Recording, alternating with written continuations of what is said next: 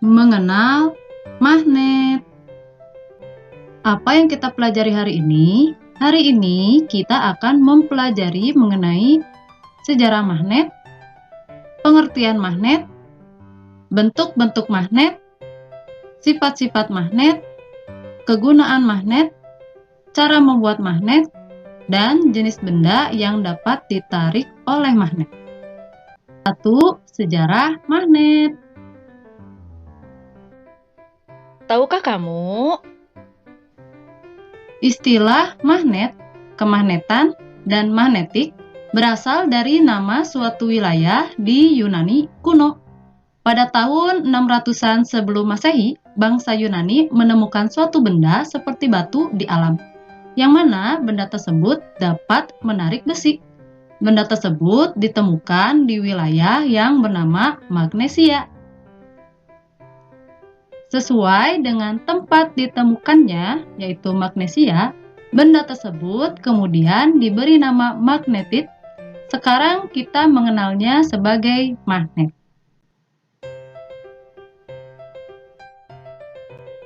Kedua, pengertian magnet. Apa itu magnet? Magnet adalah suatu benda yang mampu menarik benda lain di sekitarnya yang memiliki sifat khusus. 3. Bentuk-bentuk magnet. Bentuk-bentuk magnet.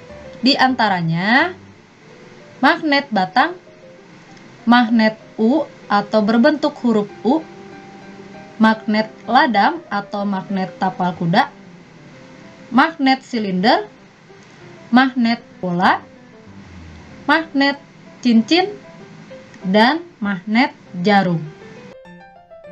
Setiap magnet memiliki dua daerah yang gaya magnetnya paling kuat, yang disebut kutub magnet.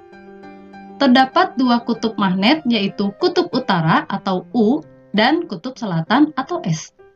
Kutub magnet juga sering bertuliskan N dan S. N merupakan kutub utara magnet, singkatan dari North, yang berarti utara. Sedangkan S adalah kutub selatan, singkatan dari South, yang berarti selatan. Kutub-kutub magnet selalu berpasangan, yaitu kutub utara dan kutub selatan. 4. Sifat-sifat magnet. Sifat-sifat magnet yang pertama adalah magnet hanya menarik benda tertentu yang ada di sekitarnya. Tidak semua jenis benda bisa ditarik oleh magnet, meski berada dalam jangkauannya. Benda yang dapat ditarik oleh magnet dinamakan benda magnetis, dan benda yang tidak dapat ditarik oleh magnet dinamakan benda non-magnetis. Perhatikan tabel berikut ini. Di sebelah kanan adalah benda non-magnetis atau yang tidak dapat ditarik oleh magnet. Di sebelah kiri adalah benda magnetis atau yang dapat ditarik oleh magnet. Kita akan sama-sama melihat benda apa saja yang termasuk sesuai dengan tabelnya. Untuk yang pertama, benda magnetis di antaranya pisau, paperclip atau klip kertas, paku besi, sendok, kunci pas, gunting, dan kunci. Untuk benda non-magnetisnya diantaranya pensil, spidol, mangkok, kaos, batu bata, topi, kursi, karet gelang, dan daun. Sifat magnet yang kedua, gaya magnet dapat menembus benda. Jadi, ketika ada magnet yang didekatkan dengan benda, dan bendanya itu adalah benda yang bisa ditarik oleh magnet, namun ketika dihalangi oleh suatu penghalang, gayanya masih tetap ada. Jadi ini membuktikan bahwa gaya magnet dapat menembus benda. Sifat magnet yang ketiga adalah magnet mempunyai dua kutub, yaitu kutub utara dan kutub selatan. Jika kalian memiliki satu magnet batang, dan magnet batang tersebut dibagi menjadi dua, maka kutubnya tetap ada kutub utara dan kutub selatan. Perhatikan video di sebelah kanan kalian. Jadi, jika sebuah magnet kita berikan tali atau magnet tersebut digantung, kemudian diputar, maka kedua ujungnya akan selalu berakhir dengan berhadap ke arah utara dan selatan. Oleh karena itu, masing-masing dari kedua ujung tersebut diberi nama kutub utara magnet dan kutub selatan magnet.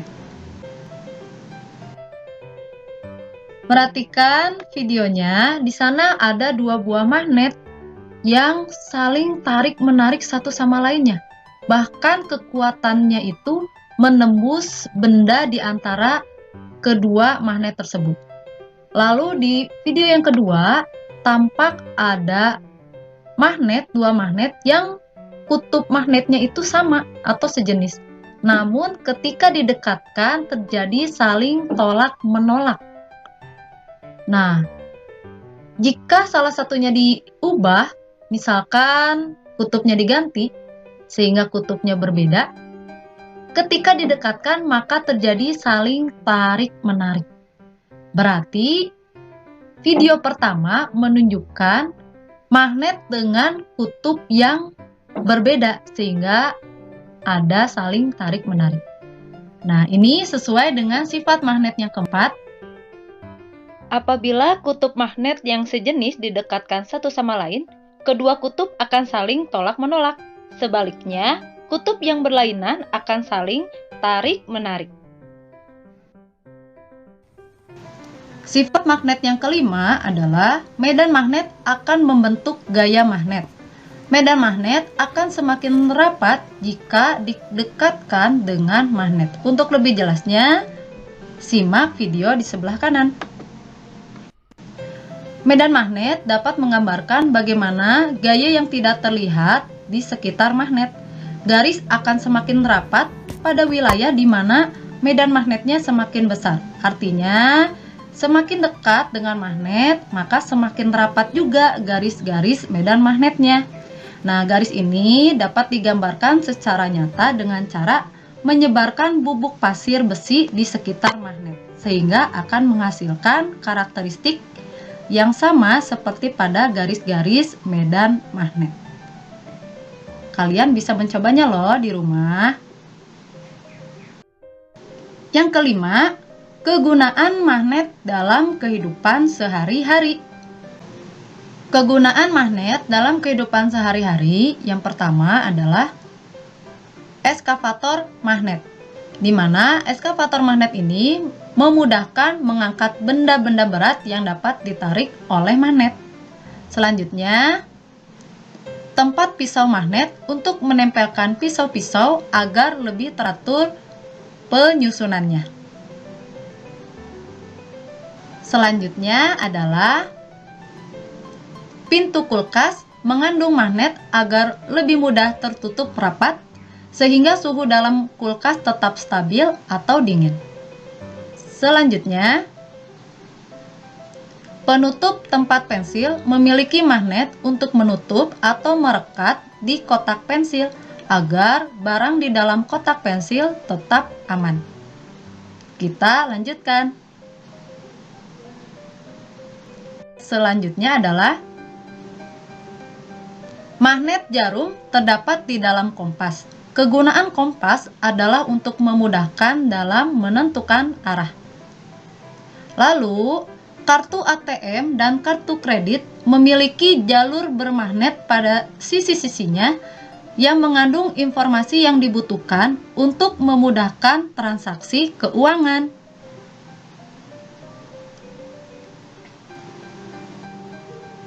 Kemudian, ujung obeng dibuat bermagnet agar skrup menempel sehingga mudah memasangkannya. Begitu juga dengan gunting. Ujung gunting terbuat dari magnet atau mengandung magnet untuk memudahkan mengambil jarum jahit. Jadi, jika ada skrup atau jarum yang jatuh, kita bisa mudah mengambilnya dengan cara mendekatkan ujung obeng atau ujung gunting di sekitar sekrup atau jarum yang jatuh. Yang keenam, cara membuat magnet. Jika kita memiliki sebatang besi atau sebatang baja, maka benda tersebut tidak dapat menarik jarum atau benda-benda kecil yang terbuat dari logam. Hal tersebut terjadi karena besi dan baja tersebut belum memiliki sifat kemagnetan, di mana salah satu ciri-ciri magnet adalah bisa menarik benda logam yang berada di dekatnya. Salah satu cara merubah besi atau baja menjadi memiliki sifat kemagnetan adalah dengan cara membuat magnet dengan cara menggosok, elektromagnetik, dan induksi magnet. Berikut cara yang dapat kamu lakukan untuk merubah besi menjadi magnet. Yang pertama dengan cara menggosok. Perhatikan video di sebelah kiri kalian. Alat dan bahan yang diperlukan adalah satu buah magnet batang, satu buah paku besi, dan beberapa buah klip kertas. Nah, sebelum digosokkan, pakunya tidak memiliki sifat kemagnetan. Tapi setelah kita gosokkan ujung magnet ke paku dengan gerakan satu arah dan dilakukan berulang-ulang selama beberapa menit, maka ketika paku didekatkan pada klip kertas, paku tersebut dapat menarik klip kertas. Artinya, paku besi tersebut sudah memiliki sifat kemagnetan.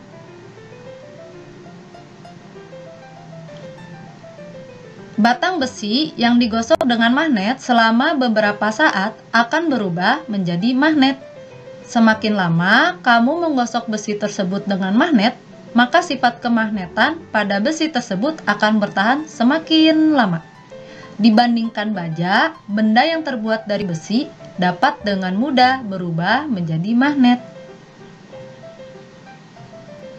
Besi dan baja yang digosok dengan magnet bisa mempunyai sifat kemagnetan. Besi dan baja merupakan bahan yang tersusun dari atom-atom dengan arah dan susunan yang tidak teratur.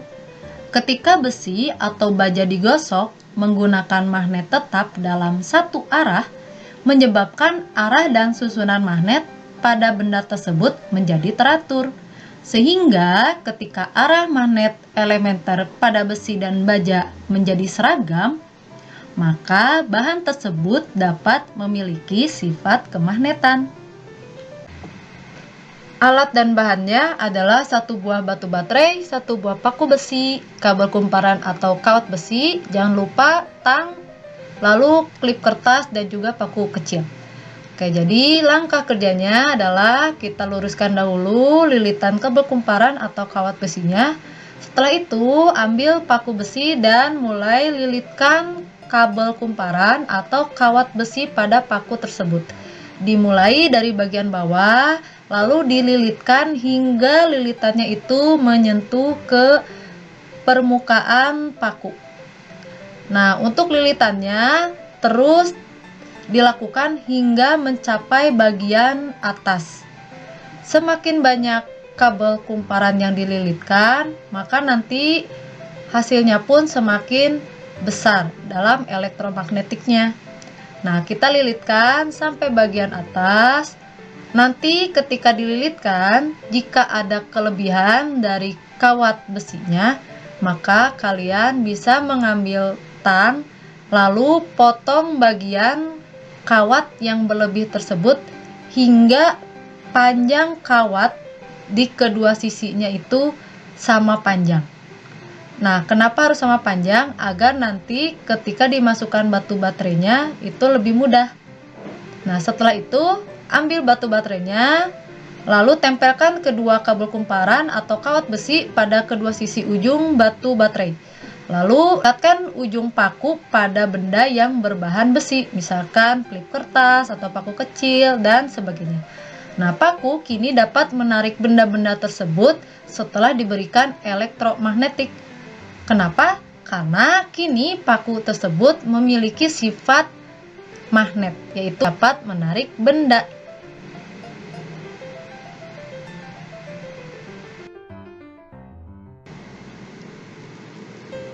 Elektromagnetik termasuk jenis magnet sementara.